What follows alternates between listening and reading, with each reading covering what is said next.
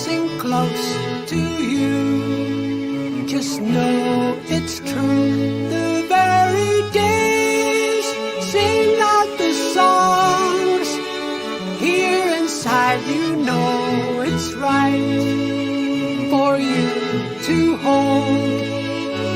Now forever dreams lasting all this lifetime through, beginning with. John founded Yes in 1968 and was a major creative force behind some of the band's most artistically ambitious albums like Fragile, Close to the Edge, and Tales from Topographic Ocean. And over the past 5 decades has released many great solo records and collaborative albums. And his highly anticipated new solo work, 1,000 Hands, on Blue Elan Records, is an album nearly 30 years in the making. It's being released worldwide today. Congratulations, John, on the new album, 1,000 Hands. How is it possible that it's been 30 years in the making? Well, that's a good question. It's like life happens when you least expect things to happen, and then life changes when you least expect. I started 30 years ago going up to Big Bear, the mountain area just southeast of Los Angeles, rented an A-frame. I got a little studio going. I got in touch with an old friend of mine who was living in LA, Brian Chatton, and he was in my first band in the Warriors. And he joined the band when he was 16. And the only reason he joined the band, he could play Green Onions. And anybody who could play Green Onions was in the band. And he's It's still a good test. It's still a good test. It's true. And he came up to the A-frame, and a couple of our friends came from LA. But we started making the music and recording, as you do, and having fun. And after about 6 weeks, we got all these songs together and realized that what was the next step? It was maybe start adding people to the tracks. And it just happened that Chris Squire and Alan White were in Los Angeles. So I got in touch and said, would you like to play on a couple of tracks? And they said, how much? And I said, $1,000 each. And they said, good, we'll do it. So I went down to LA and put them on 2 tracks. One was Activate Me. And from that moment, it got to a point I was going to go on tour with Kitaro, the famous Japanese keyboard player, because I'd sang 2 songs on his album, and he invited me to go on a world trip together. So I just left the Big Bear situation, and Brian went on tour with B.B. King, I think it was. And you go off on the road, and then 2 months later, I went on tour with Yes, and then a lot of things happened in 91, because 92 came, and I was still touring with Yes, and all sorts of things happening. And Brian called me now and again, what's happening with the album? I said, at the moment, nothing. Let's just wait to that moment in time. And then I put the tapes in my garage, came to live up here in Central California, and a producer, Michael Franklin, who actually had worked with Brian Chatton on a couple of the tracks, trying to make them very radio friendly, if you like, and got in touch and said, this is 2 years ago. He said, are the tapes still with you? And I said, what tapes? And he said, oh, the tapes from Big Bear. And I said, oh, they're called Uzlot, which means a lot of us, because I always wanted a lot of musicians to perform on these tapes. So he said, have you heard them? I said, no, they've just been in storage. So I sent them to him in Orlando. He has a studio in Orlando, and he put them in the oven and baked them. And then tapes basically can only play once after you bake them, because the tape will fall apart. And he went straight to the computer, and all the tracks were intact. It was kind of amazing. Michael Franklin, he got in touch with Ian Anderson to play on Activate Me. And he surprised me. He said, you got to listen to this track. And he sent it over, Activate Me. Oh, great. And this flute guy's going crazy. I'm doing a great stuff. And I'm saying, who's the flute guy? He says, that's Ian Anderson. I said, oh, perfect. And from then on, there was sort of leaps and bounds within about space of a couple of weeks. This is probably 2018, October, November period, where he started to put on Billy Cobham on one track, which blew my mind. And because I love Billy Cobham, I met him Billy with Cobham's my Mission amazing. Orchestra. Pardon? Yeah, I mean, so you're putting people on that are so talented that the level of the track would just lift up like that, like Breathe Better. And then he put on Chick Corea, and it was like, again, my just amazing. And I'd worked with Jean-Luc Ponty a couple of years earlier, so I got in touch with Jean-Luc. I said, I've got a track for you. There's a middle section needs some brilliant maestro work, please, my brother. Yeah. We're brothers because musical brothers, because he comes from Brittany, and my great grandparents on my mother's side are from Brittany. So I have a great energy for France, French people energy. And me and Jean-Luc got on great, and he performs the most beautiful solo. And all of the work was done sort of, in their own studios, especially Jean-Luc Ponty and Ian. In addition to that, Michael Franklin him and his brother worked with Chuck Berry for years. So they knew so many musicians. And every week there'd be another musician coming in, or some singers. Zap Mama, one of my favorite girl vocalist band from Belgium. And they have a very sort of North African energy about them as well. And the making of the album over a period of, say, 6 months, to finish it by last Christmas. We finished it Christmas 2018. It took a lot on a life of itself, really. And Michael Franklin was so on top of it. It was so cool. I find that as a writer, it's often so helpful to work on something and then set it aside for a couple of days, maybe not 3 decades, years, no. but you come back to it and you have a nice, fresh view of it and see it in a new light. And very much. I've done this all my career. I'm actually just finished mixing 3 symphonic poems that I wrote in 1981. And wow. I was fortunate to meet with a guy through the internet who does great arrangements. And I sent the music to him, and he polished it, better arrangements, sort of orchestral. Mm-hmm. And just a week ago, I said to him, do you have the MIDI files? He said, oh yeah, I'll send them. And he sent me the MIDI files, which I put in my system, and I made it into a 21st century sounding version. So it's kind of cool. And that's like 1981 music. So I'm even working on music now that I've been promising to finish myself for 15 years for my son, because I did an album in the 70s called Elias of Sun Hillow. Yes. And he's been asking me for 20 years now, basically, why don't you do Son of Elias, Dad? I said, okay, one day. So I started writing it 15 years ago, and it's slowly but surely, now it's coming through. And there are times, like, as a songwriter, if it's coming through and you just don't feel right about it, you put it to one side again, So this is music that I've had for 15 years, because I'm still building on it. I was actually writing last week some new parts to it. And now it seems to be forming itself without me pressuring the album to be created. I know exactly what it's about.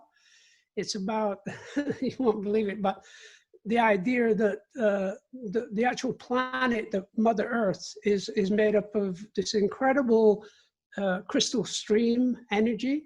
They call it ley lines. You can Google ley lines, L-E-Y. Oh yeah, that's where you see all the intersections between all these sort of ancient monuments, right? You betcha, because where the streams come together in like a Grand Central Station above the ground. You have Machu Picchu, you have Ayers Rock, you have Mount Fuji, Glastonbury, because Glastonbury used to be an island in a big lake.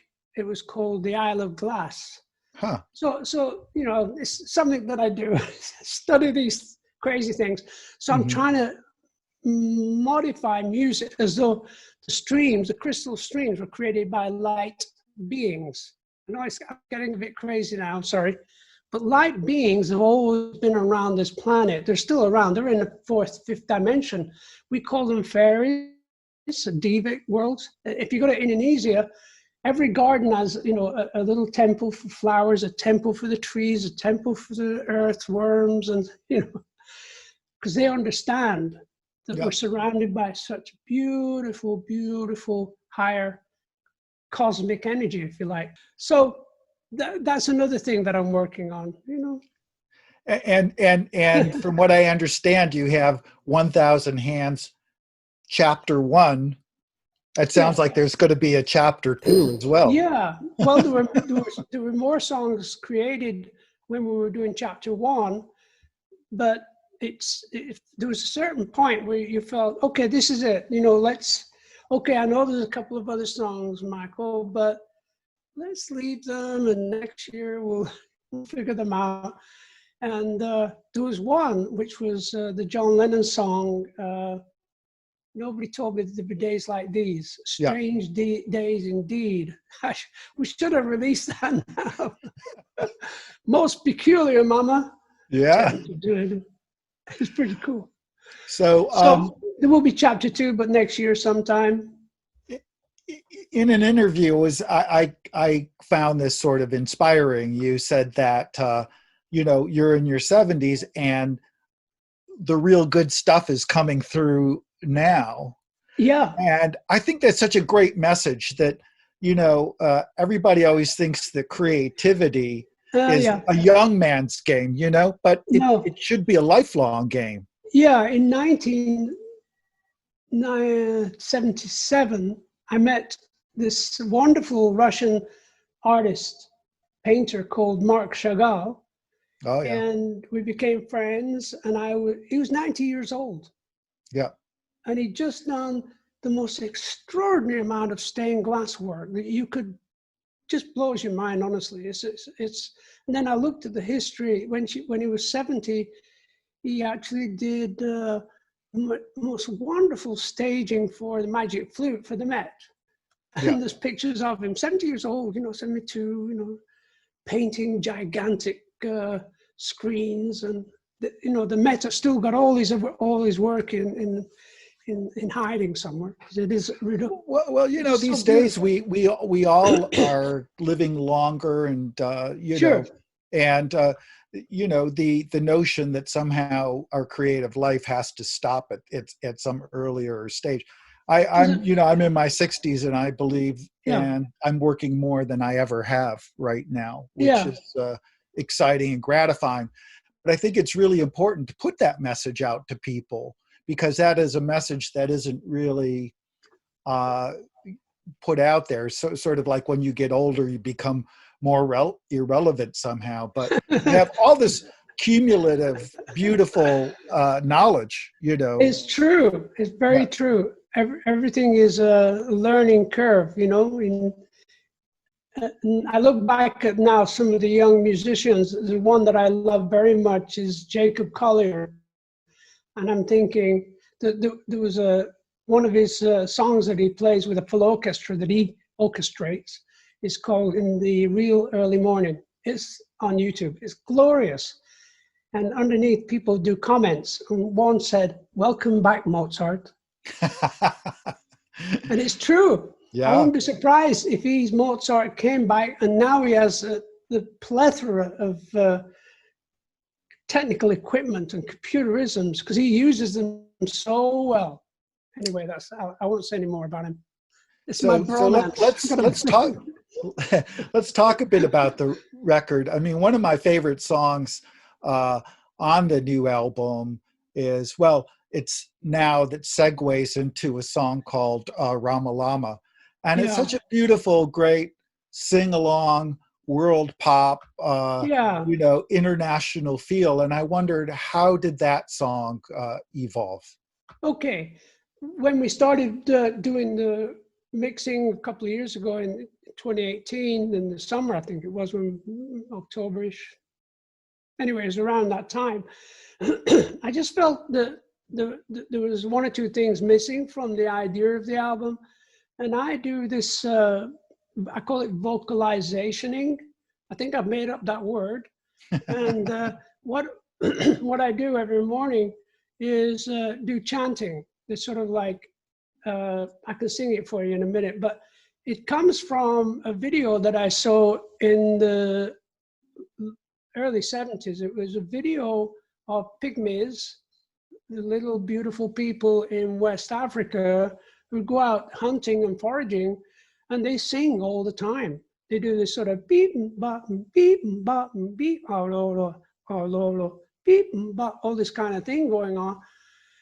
And the birds and the insects are singing along with them because they got that energy from the insects and birds, of course. Yeah. And so I do this sort of chanting idea.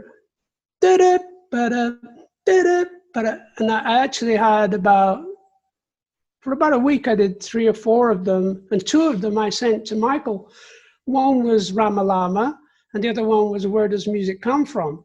And he, in his infinite musical wisdom, on his trip from Orlando to China, created all the music from his laptop. So, wow. So he was listening to what I was doing. He was adding all these sort of throat singers here and there, some sonic sounds here, some choir sounds here and there. And when he got to China, he sent me the tracks and said, "What do you think of these?" And I went, "Oh man, that's perfect." Who would have thought, Yeah. Well, So, in some ways, I see a continuum from like We Have Heaven from Fragile. Yeah. So it was interesting to hear that that you still do these sort of looping vocal kind of things Yeah. and build on them. It's good. It's a good energy. And I was doing it just 2 days ago, working on some of the light beings that are doing the work for the streams of ley lines. Have got to sing the crystals into place. That's what they have to do. And they do it by chanting, you see. That's how it works. One thing that I thought was so cool about Rama Lama was that the lyrics, you're not encouraging the listener to move in a positive direction. You're already congratulating them for moving in a positive direction. And I feel like that's such a wonderful thing to hear. It's almost like you're breaking the third wall. And John Anderson is telling me I'm a cool guy. I love that. Well, here's the thinking. You're already there. You are already in the light of, call it God if you like. You are already in the light of the divine. It's a question only of then you waking up to that fact and realizing it and appreciating it, being grateful, thankful. But you put the person, the listener, in the frame of mind of that by not sort of lecturing them, but by already patting them on the back for being there. Well done. You are the light. I think that's a beautiful thing. And we're going to take a minute right now and actually listen to John and his band do a terrific performance of Now and segueing into Rama Lama.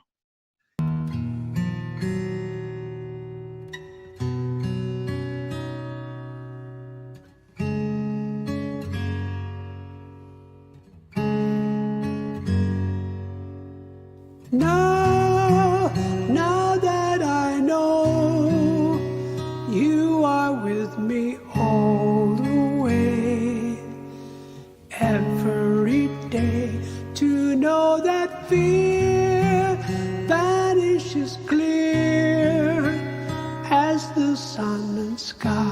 at night to be the light. Now, time is of now, not the past or future to come. To be as one, to know that here time is of now, of this first reality, to live, to be.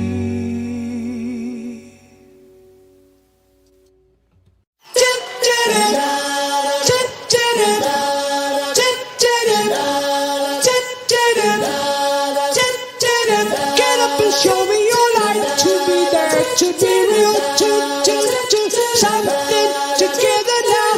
Get up and fill up my life. This the middle of a love fest, travel of a love. Get up and show me your love. You are the answer to my life center. You really sing out about although the giving of love every day. Holy Rama, Lama, Lama, Lama, Lay. Holy Rama, Lama, Lama, Lama, Lay. Always ready for the answer, complete. High above the very simply get above the very simply don't deny if you try, be the best thing. Get up and show me your light, to be there, to be real, to something together now. Get up and fill up my life. This the middle of a love fest, travel of a love. Get up and show me your love. You are the answer to my life center. You really sing out about although the giving of love every day. Holy Rama, Lama, Lama, Lama, Lay. Holy Rama, Lama, Lama, Lama, Lay. Always ready for the answer, complete. High above the very dream away. Get above the very dream away. To ever dream away, be the best day. Holy Rama, Lama, Lama, Lama, Lay. Holy Rama, Lama, Lama, Lama, Lay. Holy Rama, Lama, Lama, Lama, Lay. Holy Rama, Lama, Lama, Lama, Holy Rama, Lama, Lama,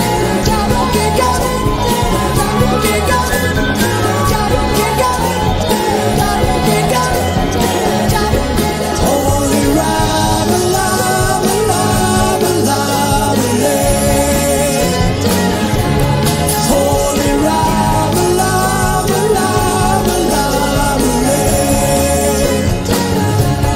Holy Rama,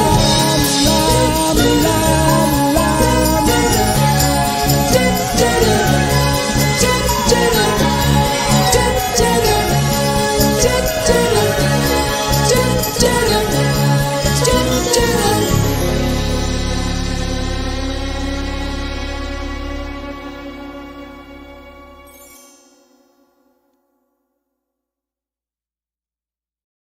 Lama,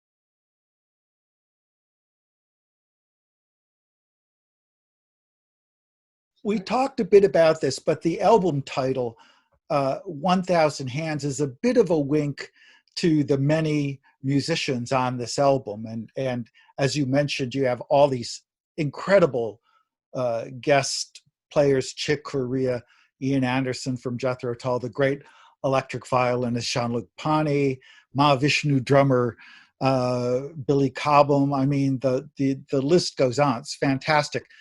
It's I true. was wondering, you always seem to surround yourself with such incredible musicians. I mean, whether it's in your solo projects or whether it's with Yes. And Yeah. I wondered if you could wake up tomorrow and have somebody else's chops, who would it be? I just mentioned Jacob Collier. Oh, right, right. Unbelievable. And But and there are so many. There are so many great musicians in the world on many different levels. You know, not things that you don't hear about. I mhm. was singing with a friend of mine, and he's a cousin of Nusrat Ali Khan, the great Oh yeah. Pakistan soul singer. You would call him a soul singer, right? Mhm. And we sang the song together for my friend Jonathan Elias, and I work with Jonathan quite a lot. And the remarkable thing is that I got very, very sick 12 years ago and died for a while in my beautiful wife's arms. Being asthmatic, something happened, triggered something, and I stopped breathing for a while, Wow. and in a coma for 4 days. And then I came out of it intact, sort of. And about a week later, Jonathan, bless him, sent me this piece of music. And it's a beautiful open piece of music. And it starts with the cousin to Nusrat. I forgot his name, I shouldn't do. But he was singing this beautiful energy vocal. And then there was space. And I just sang this song about being very grateful for being alive in a way. And I sang it all the way through and then sent it to Jonathan and got on with healing and get the rest of my time. And then it was released about a year later, and I listened to it and I couldn't believe how elevated I was singing. I was sort of like in space. I could feel it like that. And I know it was the drugs from the operations. But I told him I was so grateful, you know, in that moment in my life where I really thought I was never going to survive, you know, I had these operations, that I could actually just sing like that. I thought, my God. Well, I've seen you in performance. I guess obviously I'm not seeing anybody perform, but we did a thing, about 9 months ago now, I guess, and your voice seems to be in fantastic shape. Is that something that you have to work at, or is this just part of your physical makeup?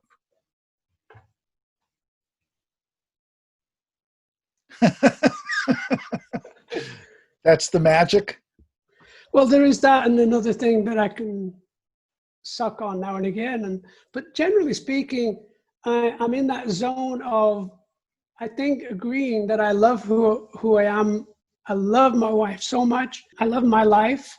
I love the music I'm creating. So what's not to do but sing as good as you can and as Yeah. clear as you can. And I'm mesmerized by a lot of singers. Pavarotti, I actually fall apart when he does Nascendome. He's just, this guy, he just stands there and this thing happens and he's nowhere near the microphone. It's like, It's like an explosion. yeah, Yeah, it's amazing. It's ridiculously good. Yeah. So there's a song on the album called WDMCF, which is an acronym for Where Does Music Come From? Yeah, I know. And I'm wondering, why ask that question? Good question. I never thought about it like that. Where does music come from? Well, I think part of me knows that it comes from ourselves, comes from within, if you like. But part of me wants it to come from the Pleiades, the Seven Sisters. It just seems like we're surrounded by music. I remember watching Rahsaan Roland Kirk, the great saxophone player, walking Oh, yeah. around Hyde Park in London, talking about music. And he was talking, because he's blind, he's being walking around, and he's got a camera on him, and he's saying, you can hear it, you can hear it, you can hear it now. Listen, listen. The birds are singing. Yes, these birds are singing. The wind is singing, and the trees are singing. Come on, you can hear that? And I went, my God, he's so true. And that's where music comes from. It's around us all the time, around and within us, I suppose. You know, I guess in a certain way, when I was thinking about it, I go, it's a bit like asking, where does anything come from, really? You know, it is one of the great mysteries. Like, you know, where does music come from? Where does the tree come from? Where does life come from? You know, it True, is. true, true. You know, in the song, you seem to suggest that you feel that your gifts or your talents come from accumulated lifetimes. Yeah. Is that something that you do have a sense of? Yeah, I Yeah. think that I read it somewhere in a book somewhere, that death is sleep, or sleep is death's little sister, which I think is very interesting. If you think about sleep, you enjoy sleep. Most of the time, there's a lot of crazy dreams here and there, but now and again, you really feel good. You Yeah. sleep, and you don't know where you are. You don't remember you're lying in bed. You're just somewhere. And it can be nowhere. It can be, and in a way, that's what the next world is. It's just a combination of wonderful experiences. That's what I think.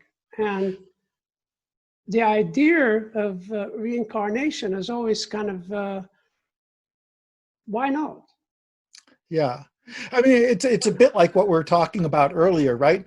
You're Yeah, working on some creative work, and then you go away for a little while and come back and pick it up and start yeah, working on it again. yeah, yeah.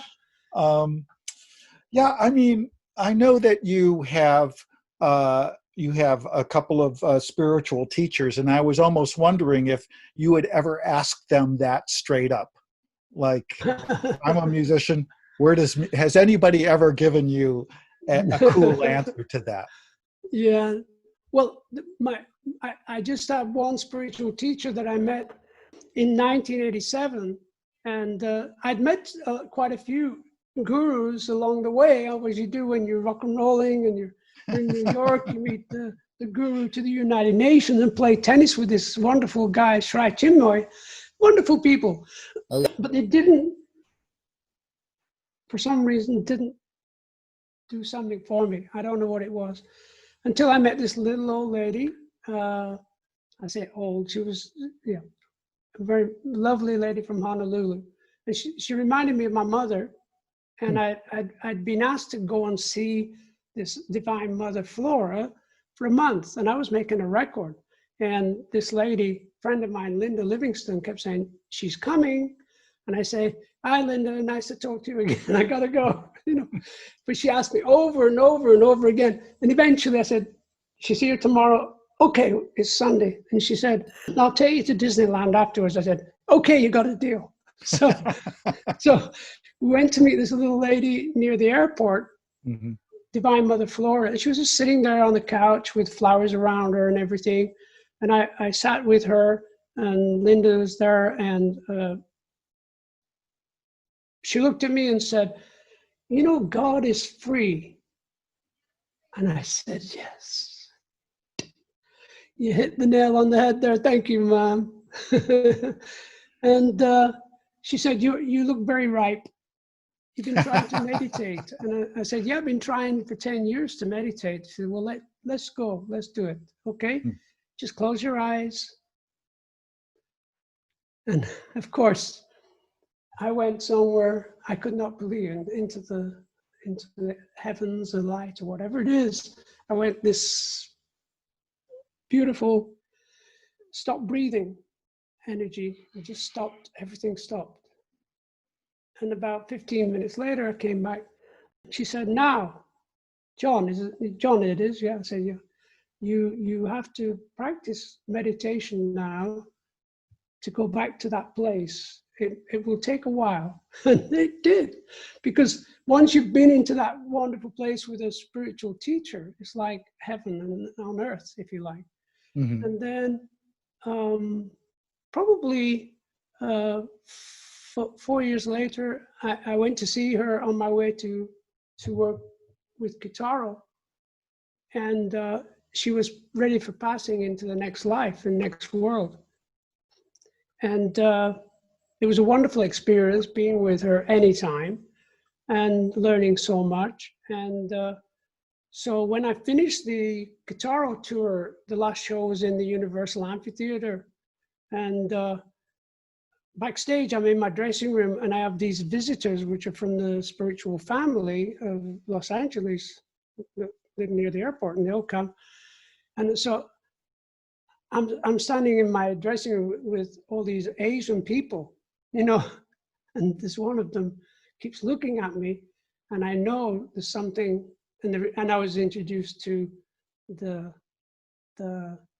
next Divine Mother. Her name is Audrey Kitagawa, and she was and is an incredibly enlightened human.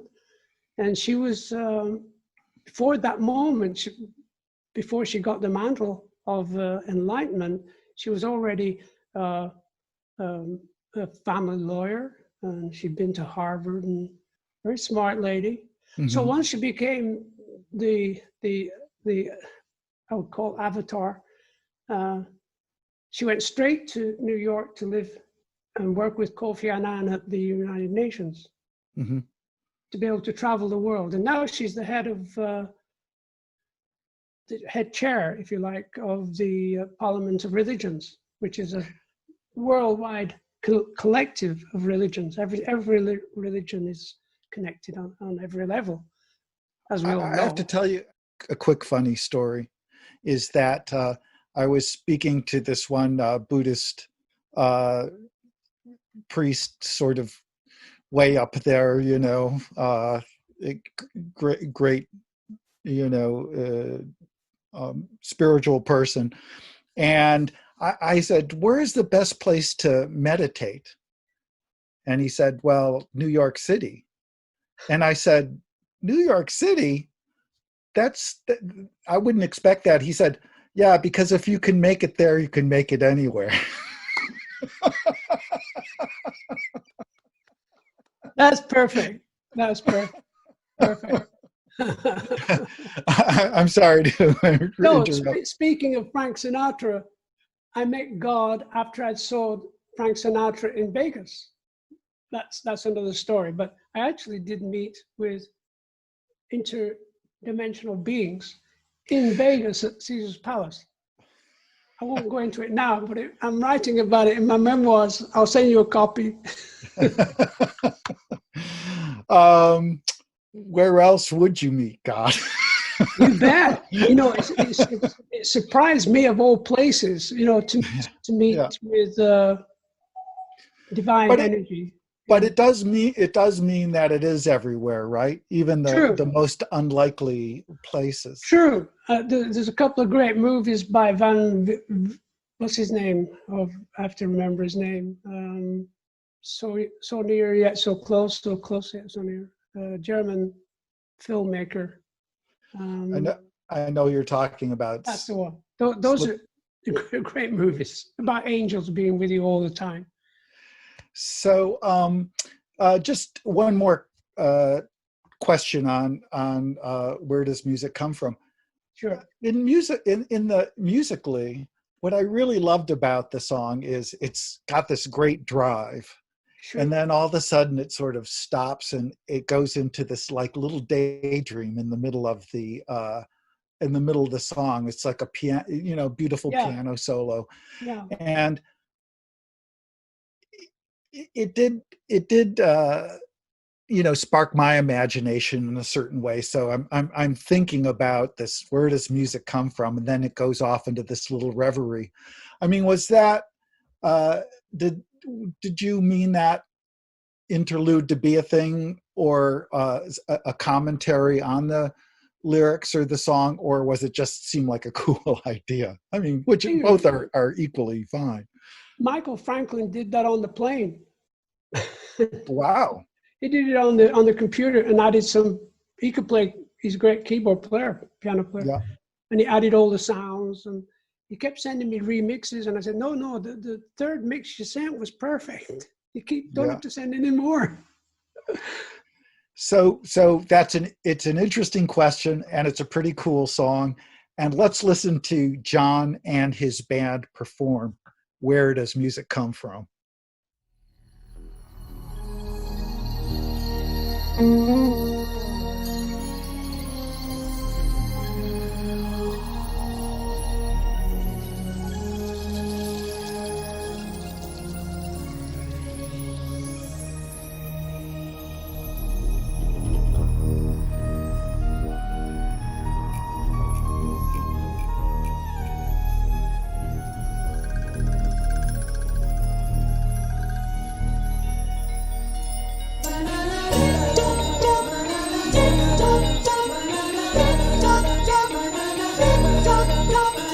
All in all, there's something that there is, same as the power that gives. You are the power of my love, my love.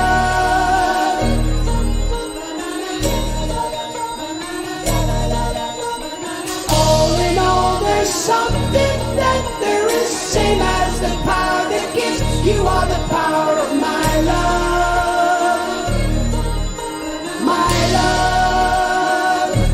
Ooh. I must have been another lifetime taking in the knowledge, never to be giving up, together this for nothing.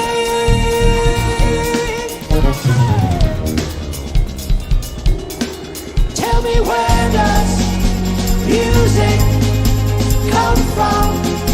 Inside, outside, forever.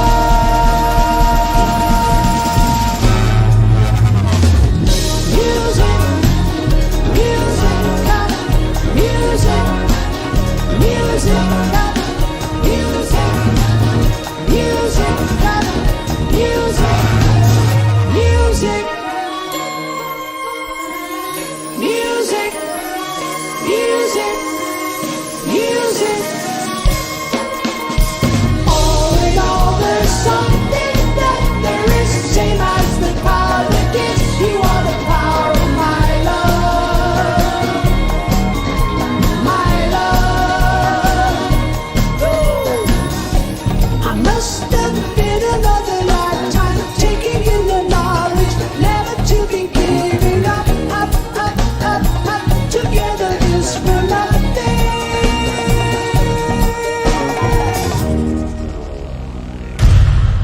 Tell me, where does music come from? Inside, outside, forever. Tell me, where does music come from? Inside, outside, forever.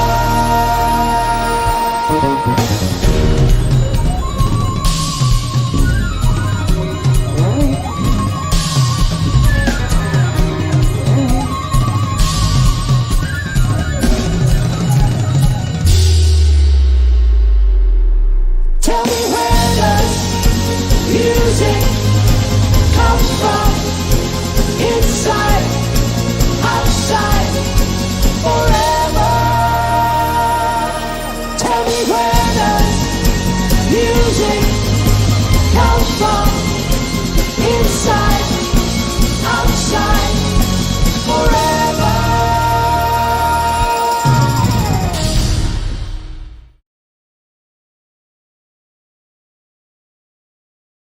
That was lovely, John. I have a couple of questions submitted by your fans. Sure. I have Jeanette from Park City, Utah asking, do you ever get music downloads while meditating or in your dreams?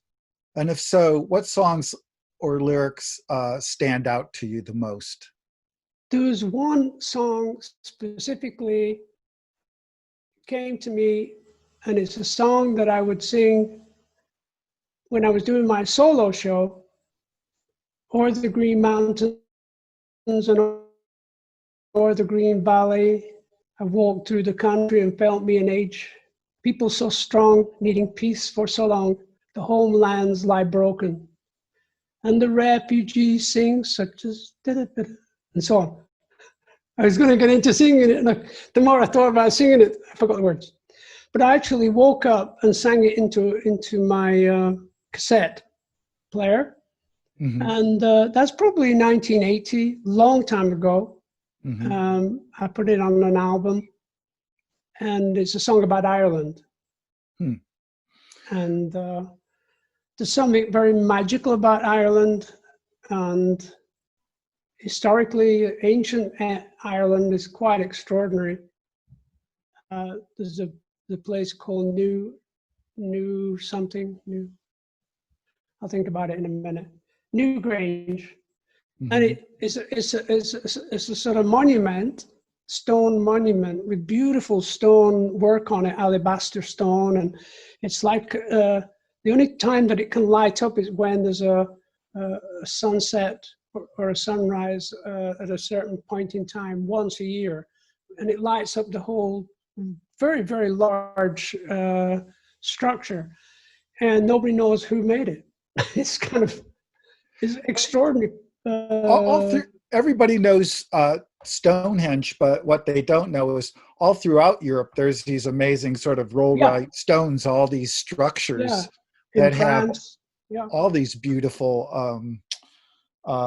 alignments, like you were talking about on your record.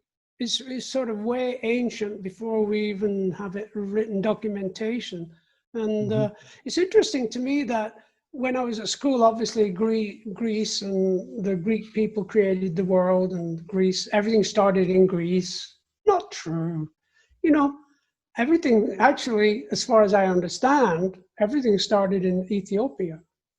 Because if you listen to the old school music of Ethiopia, you have reggae, salsa, kind of rock of a sort, and all kinds of music, all based on Ethiopian energy. And Ethiopia, the old stories that you hear is the migration of the people from Ethiopia went all over the world. And it took centuries and centuries and centuries, but the music still lives through the connection to the rhythms of Ethiopia. I'm not sure how I heard one. I heard this is. It's been years now, but I heard this one recording that literally made my, the hair on my back stand up, and it was so interesting because it was, some great, folk archivist went into Africa and did this recording, some tribal recordings of these string instruments, but it was still, we're talking about maybe 1960. Right. And I heard them. And what was really astonishing was when you heard it, you knew immediately that it was the same exact sound and technique as this sort of trill that Jimi Hendrix does. Yeah. And like I don't think that Jimmy was exposed to that. It was just this. You just immediately saw this. If you're plugged in, if you're tuned in to the music of the spheres or whatever, there are these, incredible connections that reverberate to today. All over the world. One of the things that when I joined XM Radio, mm-hmm. and the crazy things happen in life, me and my wife went to the opening of XM Radio. It just happened to be September the 11th when it was supposed to open, and the world changed.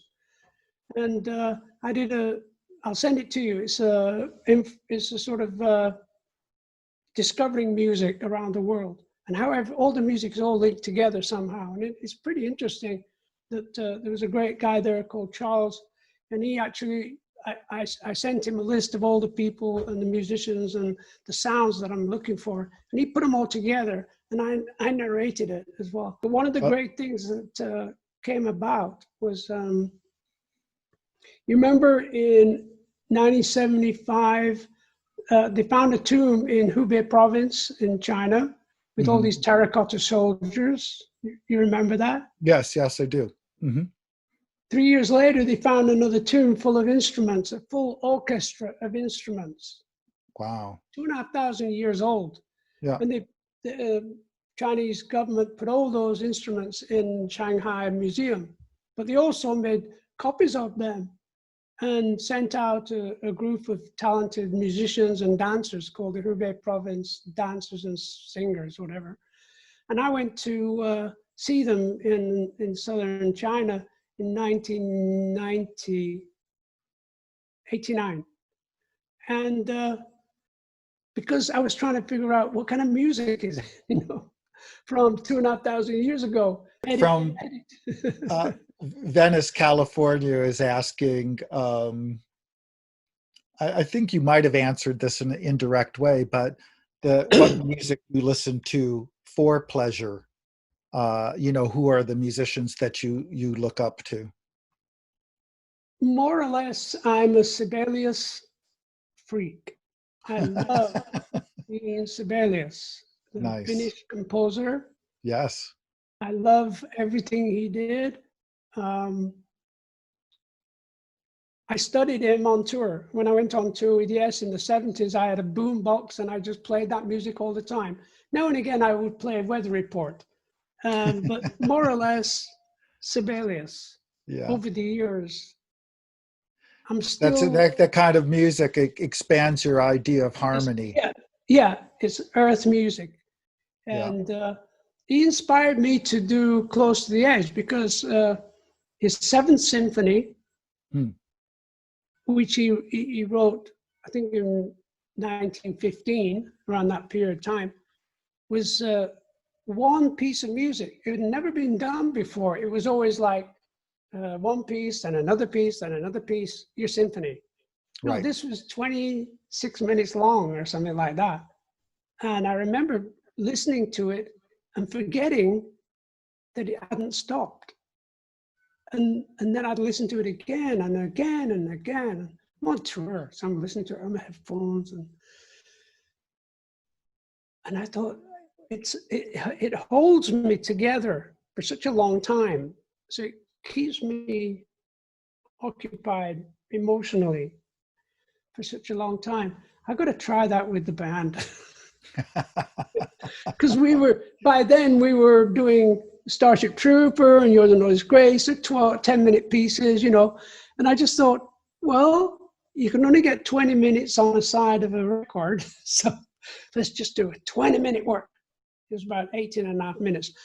But it still became a wonderful, wonderful musical expression for the band to perform. And the fans loved it. And it was just very magical whenever we played that piece. And that's all Gene Sibelius coming through in my mind, I really love the melody and the African feel of Firstborn Leaders. But I'm not quite sure that I completely understand what's going on lyrically. Here's my guess. I'll give you a guess. Go. I thought it was about celebrating the talents you have instead of wishing for talents you don't have. Good. Does that make sense? Thank you. Yeah. I was on tour last year and I could never remember the lyrics. It's the only song I could never remember the names. If I get the name, I'll get the line. Yeah. Diamond came round asking for religion. Raman repeated, where's the food for all the people? I can't remember the third one now. I've got it written down on pieces of paper. I was just. The names are fantastic. How did you come up with those names? I just made them up on the spur Nice. of the moment, and I Yeah. regret it. No, That's- not really, not really. yeah, yeah. But it's a Um, fun song. It's a happy song, you know. And in your mind, who are the firstborn leaders? we are. We are a product of the '60s, when everything changed in the '60s, just like it's changing this year. Yeah. The 2020 is the beginning of a decade of change, because change we must.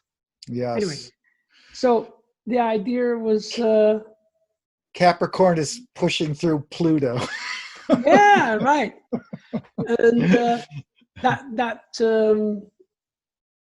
star just came by that won't come around now for 17,000 years or something. What was it? The comet. Yeah. So it is the beginning of a great, beautiful, wonderful waking up, because in the deep recessions of our consciousness, we have a discussion. And it's not just about Black Lives Matter. Of course they do. But Red Lives Matter, young children matter, starving millions matter. There's a lot of things matter, and not what those silly people keep talking about. We've got to get the economy back together, you know. Okay, come on, you know. We've got to change the world. You know, the world has got to change its perception of why it's not working very well at the moment, shall we say. These people that feel like they're somehow trying to do something to hold the world are actually sowing seeds of anarchy by trying to push the old ways. Yeah, you can't go back. Sorry, Yeah. you can't go back. Not now. This is like the Second World War. Yeah. I mean, so many people are dying, more than Vietnam died. You know, so many people are dying and passing on to the next life. And there is no talk about those people.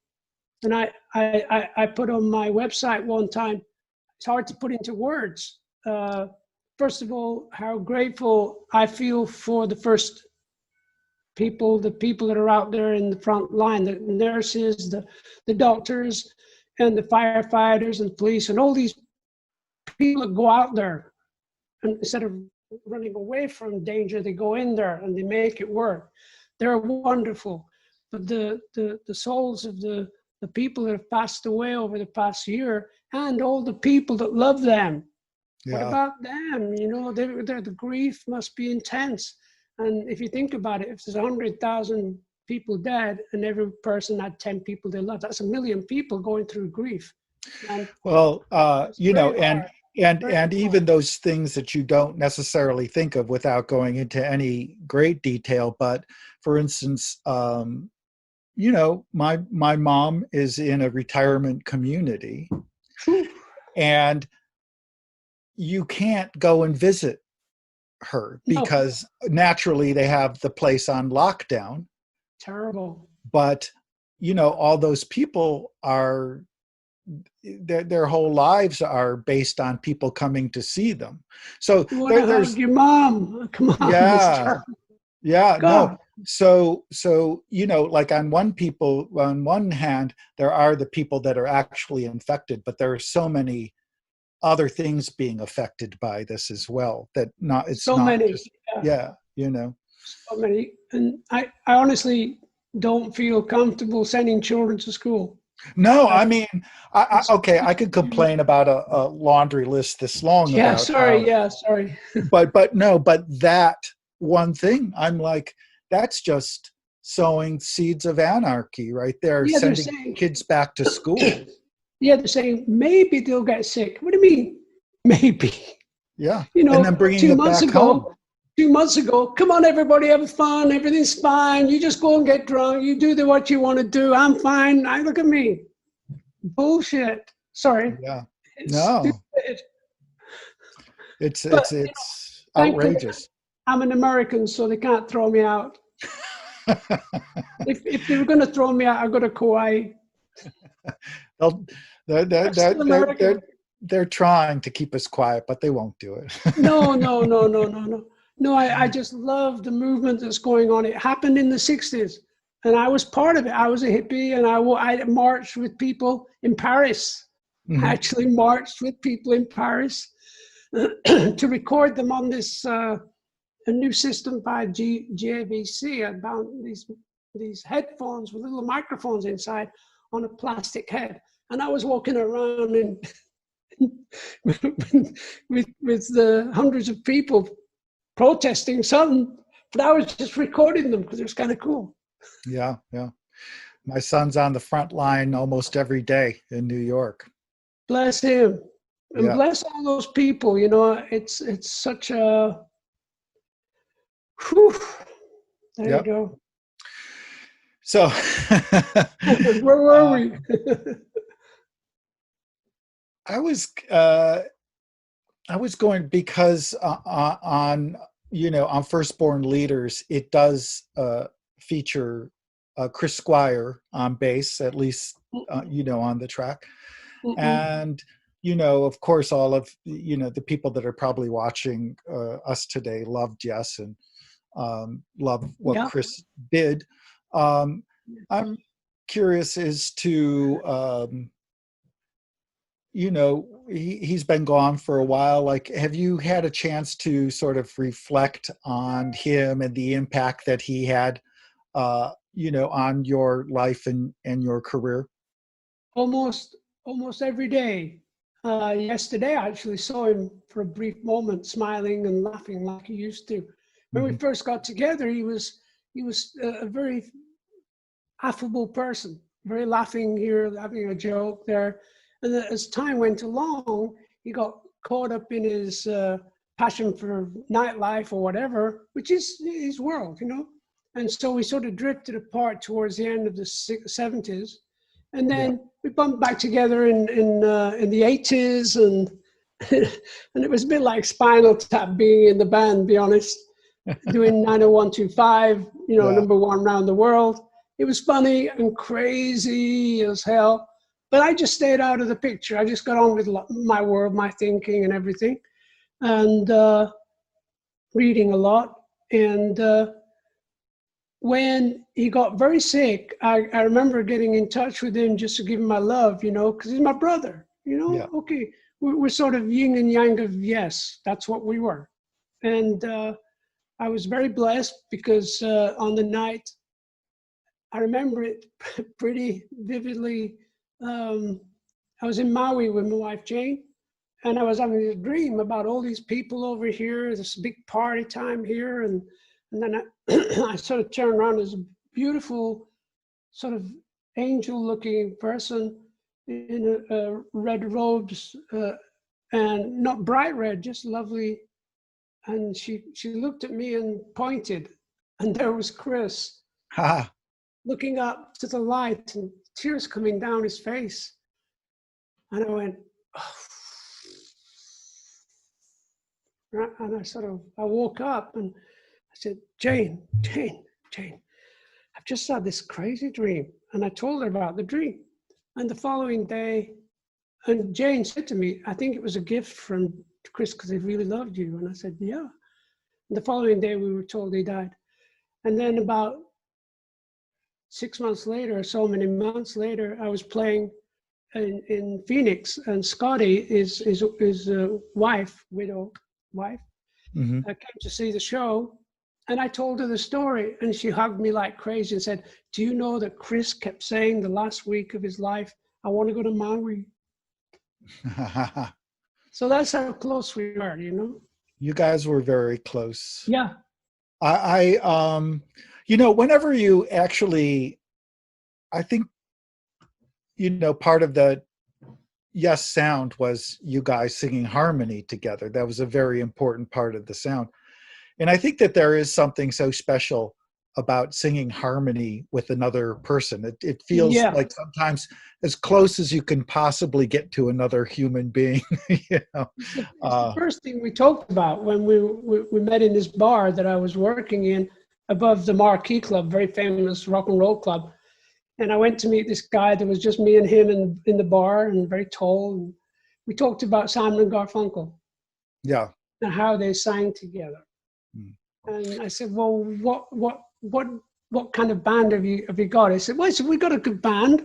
We just need an extra singer. I said, here I am. So we had 3 singers. So everything we did was musically intense at times, but still with 3-part harmonies here and there, you know. And that's what the band became. It's this energy that me and Chris designed right from the get-go. And people came and worked with it. And the first rehearsal, the drummer left. So because he got a gig that got paid because we had no money, you know. So we looked in Melody Maker, which is a magazine in London, and we found this drummer looking for band, has Ludwig kit and a van. Quick, get him on the phone. Bill Bruford, what's your name again? Bill Bruford. Yeah, come over tomorrow. We're at the Lucky Horseshoe, just off the corner of Charing Cross Road. Come on. Okay, yeah, thanks. And he came the following day with his kit that was painted to look like a Ludwig kit, but it wasn't a Ludwig. It was a Sonar. And his van was a minivan, so it was tiny. So, but boy, could he play. He was just extraordinary. Extraordinary. Beautiful guy, beautiful man. Yeah, we've been talking a little bit about Firstborn Leaders, but we should probably listen to it. It's a fantastic song. What a good idea. Let's hear John and his band play Firstborn Leaders.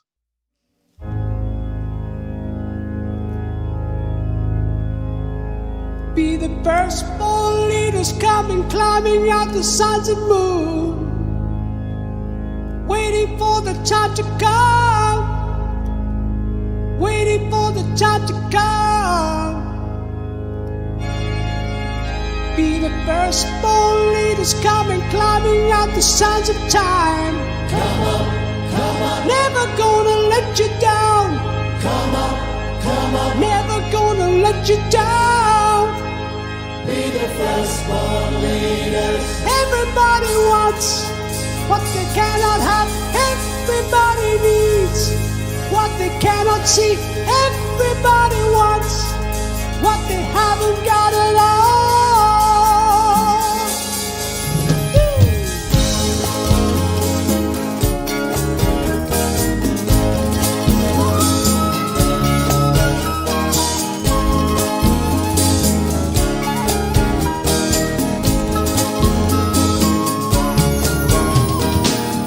Came round asking for religion. My John repeated words that for all the people. Tito decided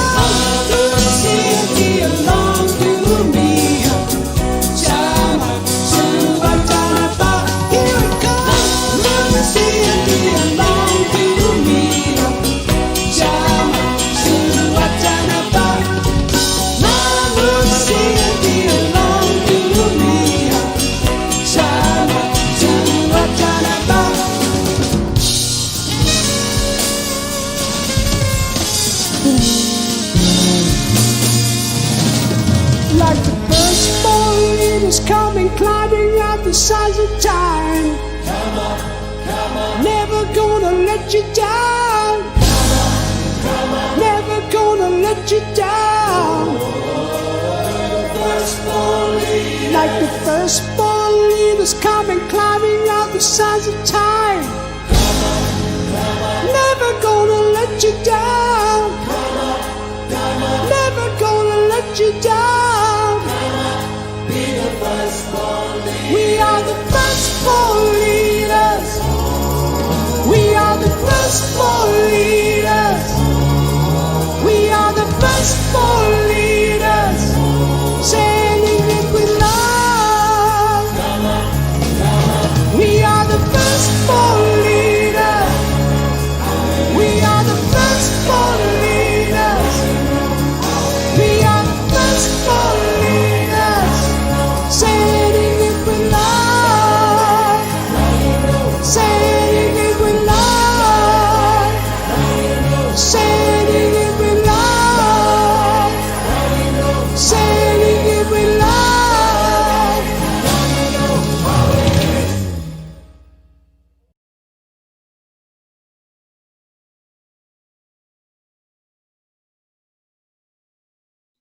Let's grab another couple questions from some of Sure. your fans. Mike from Chicago asks, if you had to sum up the meaning or the attitude of Close to the Edge, how would you explain it? Very simple, close to the edge of realization. There you go. There you go, Mike. I'm going to name drop. But I was actually talking to Ringo Starr about 6 months ago. Ringo. And, you know, Ringo is into transcendental meditation. And Yeah. he was talking about his experiences meditating. And when he was with the Maharishi, he was saying, I keep falling asleep, you know. What's wrong with me? I can't, you know, I'm not doing this right, you know. And the Maharishi said, you know, it's okay. You have plenty of time. Yeah. You know, it doesn't have to happen tomorrow. And it's more about the intention than it is, you know, to slow yourself down a little bit than it is necessarily that you're going to get some huge spiritual epiphany. True. Yeah. But I do think, just to bring it back around a little bit, the question was, how do you feel that the meditation affects your music? Do you see a connection there? Oh, yeah. It's as though patience is a virtue. Sometimes you want it to be great. You want to do the mix, and there's something wrong with the lyric, and you can't, and you meant what you trying to figure it out, and then you could just let go of it. We talked about this. You let go of it.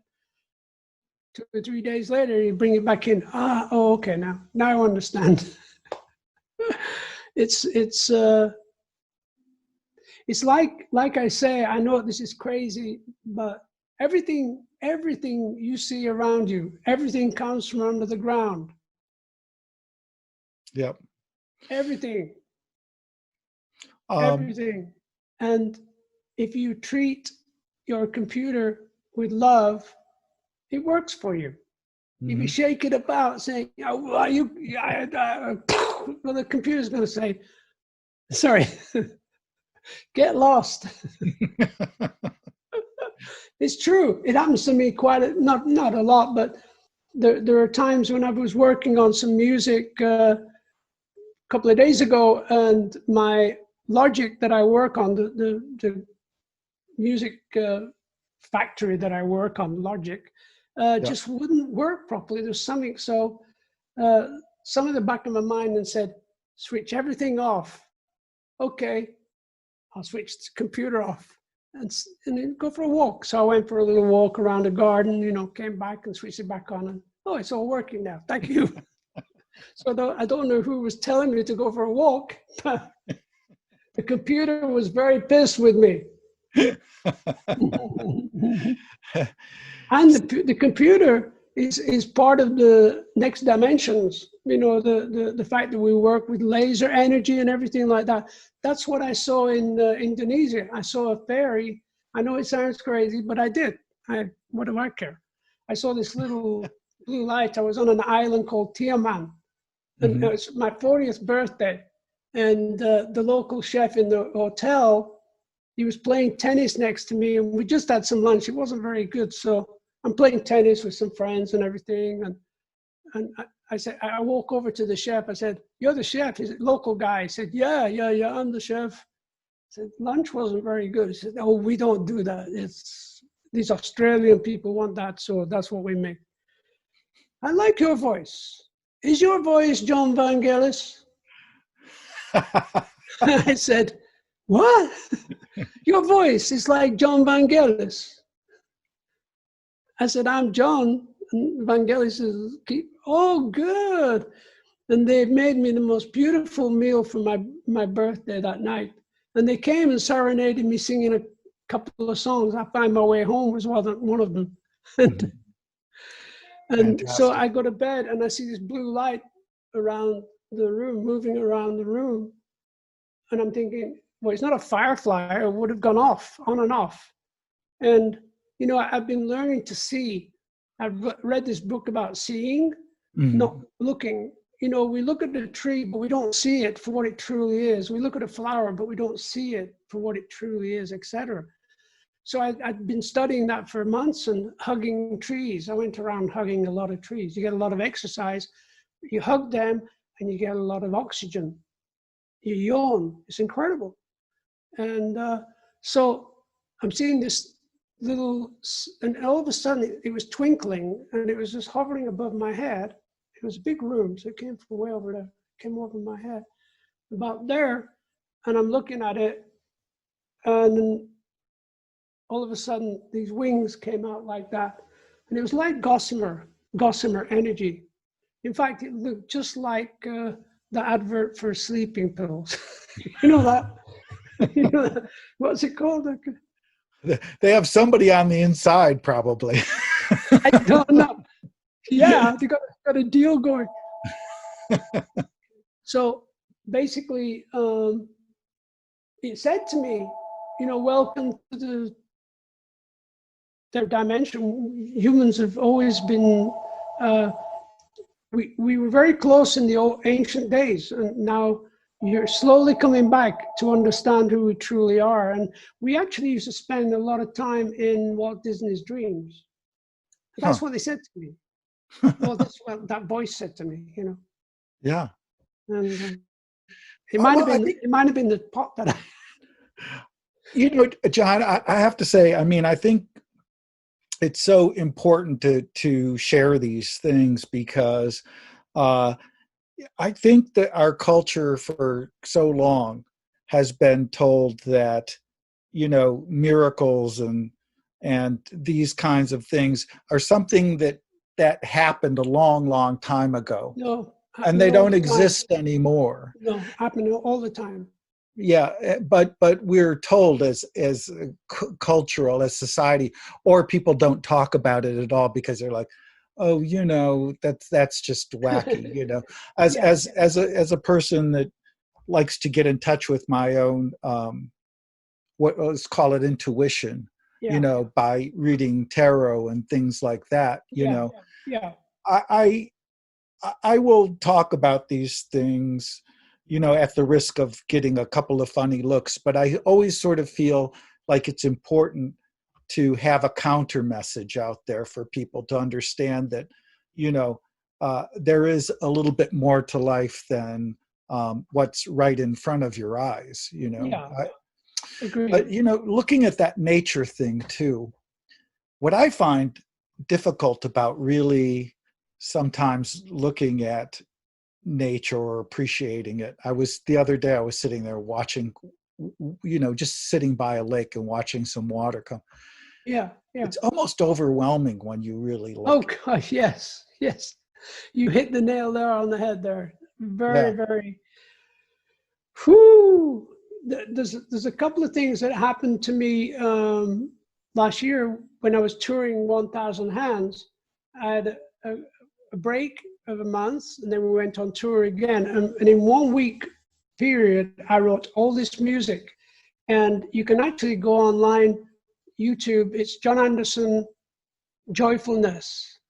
And there's 4 pieces of music.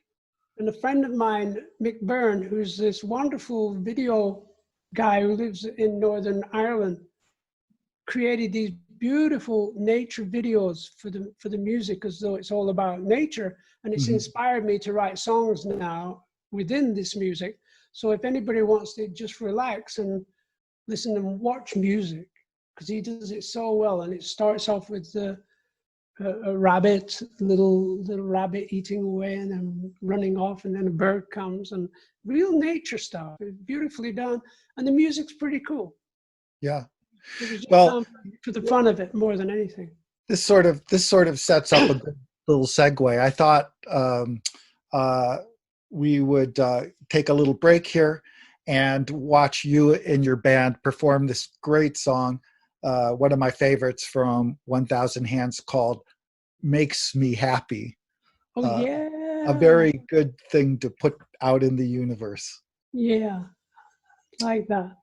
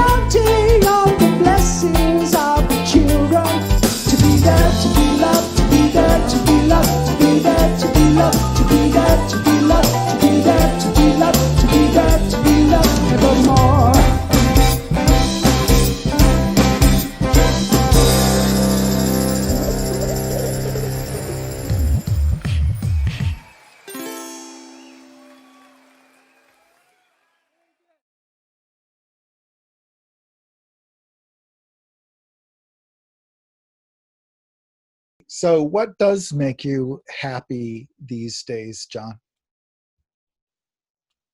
Almost everything. I'm so happy with my wife, Jane, and she's so wonderful. I had an accident 4 months ago, broke my foot Oh, trying to barbecue. And I actually barbecued for the first time last night since. And I couldn't walk around. I couldn't carry anything. I couldn't do anything. I had a big boot on my foot. mhm. And my wife learned to cook and she had to clean and do everything. She became a goddess. And she was already a fairy princess, but now she became a goddess. And she just makes me happy to be around her, to be where we live. We live up in the country, Central California, away from the crazy village life. Can you imagine? The hectic village life? No. So we're very isolated anyway. And I like that because it makes me very happy to be able to create. I think that's one of the most important things that's sort of come to me over the past maybe 10 years is the ability to learn more about the computer, to learn more about working with people around the world. And as I said, I had a friend in Holland sending me MIDI files, and that just took up the last week of my life. And it was so exciting. So hard work. It's not easy when you mix something 20 times to get it right, and then I'll go into the house and I'll listen to it on my special headphones that I have, and I'll listen to it, and then all of a sudden, what's that noise in the middle of the piece? I have to the following day go and find that little noise, get rid of that noise, and bring up the other sounds that we're missing. It's like a delicate balance, finding a mix, and it's not finished. It's just a question of getting it done. So in a way, being in creation makes me very, very happy. I enjoy cooking again, and a little wine. We have some friends. We go to Napa once every 6 months, but we haven't been this time. But we get together and FaceTime a toast and talk about this crazy world. Yeah. So that makes me, I'm so happy. I have 3 beautiful grandchildren. My children make me more than happy. I think when I was understanding and learning about Divine Mother Flora and then Divine Mother Audrey, all I wanted to do was for my children to meet these beautiful avatars, very spiritually high people. And thank the gods, they did, and they did meet, and they got the mantra, and they were able to slowly but surely understand how beautiful they are. And that makes me happy. Oh, well, that's the best. Yes. Well, thank you, John. And your music continues to make us all happy. Everybody out there that's been listening and tuning in, 1,000 Hands. It's a great record on Blue Along Records, and I'm happy to say it's available everywhere if you want to go and listen, as well you should. And again, thank you so much, John. It's been a great conversation. Thanks, Brad. Thank you so much. Now the center of light, forever dancing close to you. Just know it's true. The very days sing out the songs. Here inside you know it's right for you to hold. Now forever dreams lasting all this lifetime through.